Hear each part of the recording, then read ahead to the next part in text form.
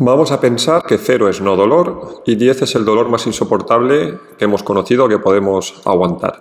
Pues bien, sería maravilloso que un dolor de 7 señalara siempre una cantidad de daño, de lesión de 7. Pero desafortunadamente esto dista mucho de ser real.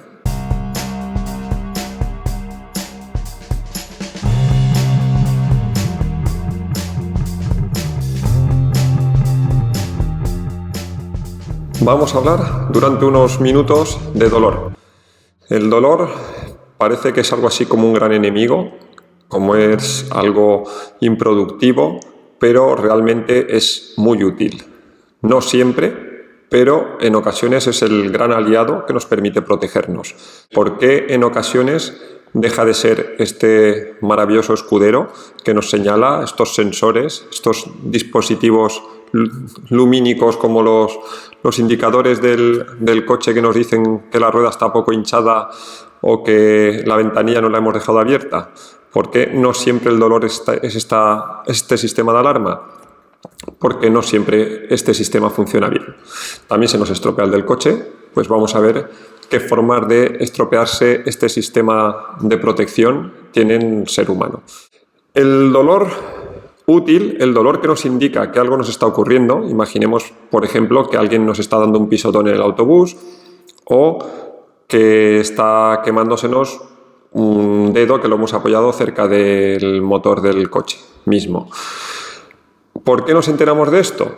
Porque tenemos un sistema que se llama nocicepción, que es la capacidad de captar lo nocivo, lo amenazante, intentar ver qué cosas mecánicas, químicas o térmicas, o sea, qué situaciones de estrés sobre los tejidos pueden resultar en una lesión importante. Pues antes de que esto se produzca, afortunadamente tenemos el sistema de nocicepción, que manda información corriendo para arriba es hacia el sistema nervioso central, hacia el cerebro, y cuya interpretación, si incluye la de la realidad de esa amenaza, pues dentro de toda esa respuesta, algo de ello es el dolor. También muchas veces entra la retirada del pie que nos están pisando o de la mano que nos estamos quemando. Pero siempre entra esa sensación desagradable, a la que conocemos como dolor, para avisarnos de que algo está ocurriendo que puede no acabar bien. Y es genial y maravilloso que sea desagradable. Si no fuese desagradable el dolor, no le haríamos caso. Imaginad que cuando yo me clavo un tenedor en el muslo, noto un magnífico olor a rosas. Pues no creo que me anime a dejar de meter el tenedor en el muslo. Entonces tiene que ser algo desagradable que diga, ¡buf!, esto no va bien, y pongamos en marcha un mecanismo de protección, una respuesta. El dolor intenta dar inicio a esa respuesta de protección. Bien, estamos hablando en todo momento del dolor nociceptivo, que viene de esta nocicepción. Entonces, esta nocicepción nos permite sentir y evitar estos estímulos nocivos que nos pueden resultar perjudiciales y, por tanto, para prevenir los posibles daños. Es, por tanto, el dolor nociceptivo, un dolor protector, y está siempre asociado a la detección de estímulos nocivos. Es útil que esté. Insisto, aunque sea desagradable, es necesario y nos protege. Hay una condición muy rara de analgesia congénita en muy pocas personas que no tienen capacidad de sentir dolor, y la cantidad de accidentes que sufren por ello son de gran importancia. Entonces, sintámonos orgullosos de que el sistema de dolor funciona bien. Luego tenemos la inflamación, que también tiene asociado una forma un poco específica de dolor. Es dolor nociceptivo porque viene de estos estímulos nocivos, pero está más directamente relacionado con ya no la prevención y la previsión sino ya el daño tisular y este fenómeno de reparación. Y no solo nos avisa de lo que ocurre, sino que sensibiliza, o sea, hay una hipersensibilidad para garantizar la curación. Quiere decir que ya no solo es un medidor de cuánto daño puede haber o cuánta protección necesitamos ante un estímulo, sino que ya se encarga de la modulación, como si fuese un amplificador, darle un poquito más de volumen del necesario para que nos estemos quietecitos y lo que tenga que reparar, porque hay un daño efectivo, repare de forma satisfactoria. Imaginemos, por ejemplo, un dolor inflamatorio después de un esguince de tobillo. Pues el dolor no equivale, al menos el día 3, el día 4, no equivale a la cantidad de daño que hay, sino es un dolor que el sistema nervioso deja, como por defecto, aumentado, para que cualquier cosa que hagamos con el tobillo nos avise mucho antes de poner en peligro ese proceso de reparación del ligamento. Esto sería el dolor inflamatorio. Sigue siendo muy útil. Lo que pasa es que es más elevado de lo necesario, digamos, para garantizar la protección. Lo digo porque muchas veces ese ansia que tenemos antiinflamatoria, muchos pacientes nos cuentan en consulta que nada más ocurrirles nada, cualquier golpe, cualquier se ha doblado la muñeca o ha ido a correr y se le ha cargado un poquito el gemelo, corriendo a medidas antiinflamatorias a tutiplén, a meter hielo, a meter un ibuprofeno, a meter... Tampoco es necesario que juguemos a intentar ser más inteligentes que un sistema que ha garantizado la supervivencia, como es el mecanismo de inflamación, y de hecho es la única forma de reclamar una reparación efectiva. Así que lo de la antiinflamación indiscriminada habría que ponerlo un poquito en duda. Bien, estas serían las formas, digamos, adaptativas de dolor, que o bien nos protegen o nos garantizan la reparación. Dolor nociceptivo y el dolor inflamatorio. Pero hay otras formas de dolor que ya no son tan justas, tan ecuánimes a la hora de medir lo que ocurre y que dejan de señalar un problema y pasan a ser en sí mismas un problema. Y hablamos del dolor neuropático. El dolor neuropático y formas, digamos, aún más avanzadas de disfuncionalidad de dolor, como sería el dolor disfuncional, dolor complejo, maladaptativo, ahora llamado dolor nociplástico, ¿vale? Un dolor por mecanismos ya no relacionados con el daño tisular, sino más bien con una gestión deficiente de toda esta información.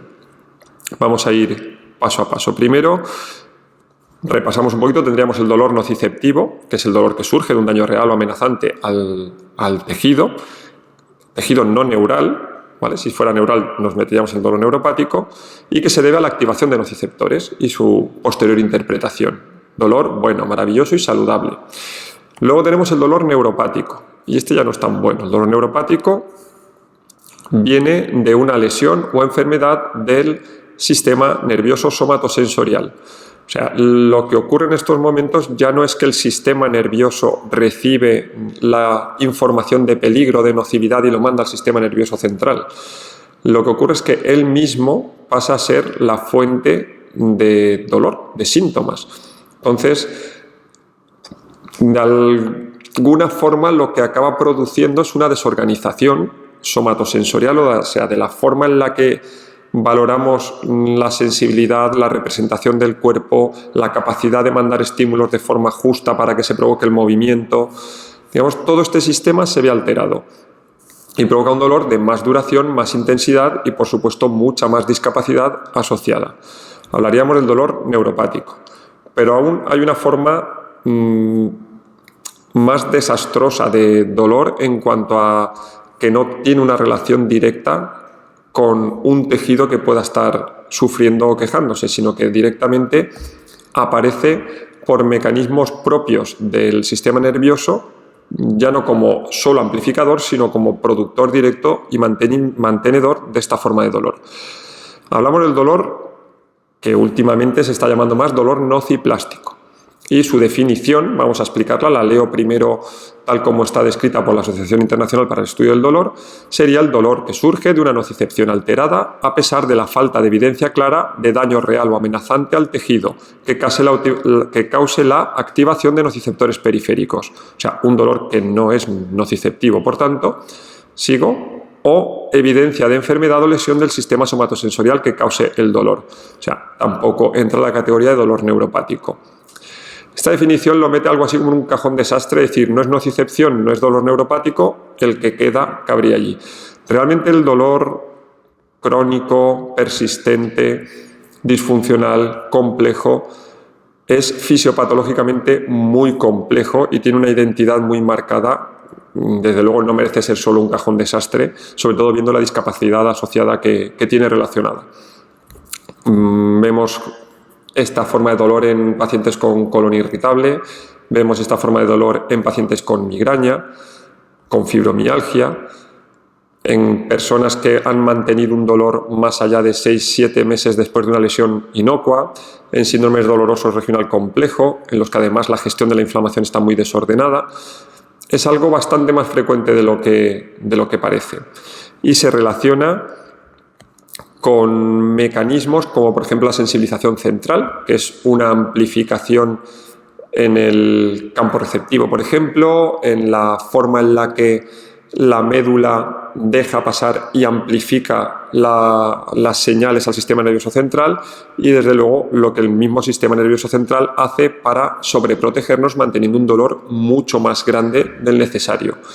De hecho, no solo mucho más grande, sino estúpidamente muy grande, porque no nos hace falta ese dolor. Digamos, protegernos en exceso y tener miedo al movimiento cuando tenemos un dolor de carácter así disfuncional es darle la razón a un cerebro equivocado. Lo que estamos haciendo es perpetuando esta necesidad de protección y dándole la razón a esa necesidad de no te muevas, no sea que algo grave pueda seguir ocurriendo. De hecho, esta relación con el movimiento acerca estas formas de dolor a nuestra praxis, a la praxis de los fisioterapeutas, como encargados de la recuperación del movimiento del paciente. Porque la kinesofobia, el miedo al movimiento, es de los hallazgos más frecuentes en estos pacientes, además de otros factores como el catastrofismo, otros de índole más psicosocial. La imprecisión en la forma en la que representamos la anatomía es muy característica también de los pacientes con dolor disfuncional, con un dolor de larga evolución. Esto significa que, por entenderlo de alguna forma, por ejemplo, cuando movemos los dedos de la mano, se deberían iluminar en la cabeza, haciendo un símil con sinapsis, pues a lo mejor 10-12 lucecitas. Pues cuando hay un dolor crónico en la mano, mover los dedos iluminan 200 lucecitas. Pero es que además iluminan lucecitas que corresponden al codo y al hombro y acaban condicionando un dolor muy intenso y, sobre todo, en una distribución muchísimo más amplia de lo necesario. Todos estos fenómenos complejos de valorar. Necesitamos estudiar en el paciente la historia, la aparición, la cronología del dolor, a qué responde, cómo se comporta, qué factores psicosociales hay asociados al dolor, para saber interpretar bien qué tipo de dolor es el prevalente en nuestro paciente.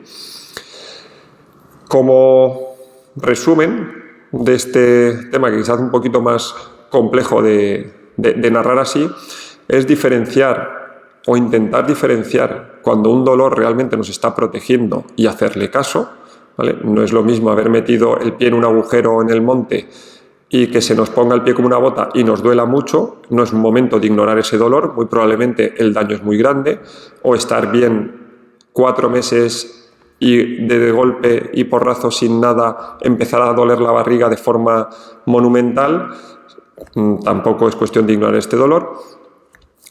También está bien reconocer cuando puede que se esté implicando ya nervio, que es cuando el dolor es más persistente, más irradiado, influyen más movimientos en su provocación y sobre todo cuando el dolor es muy prolongado en el tiempo, mucho más allá de lo que sería lo normal como plazos de recuperación de una lesión, y cuando se asocia a, por ejemplo, déficit del sueño, incluso se asocia a depresión, ansiedad, pues pensar que igual los mecanismos del dolor se están yendo un poquito hacia algo más nociplástico y el sistema nervioso central está más involucrado.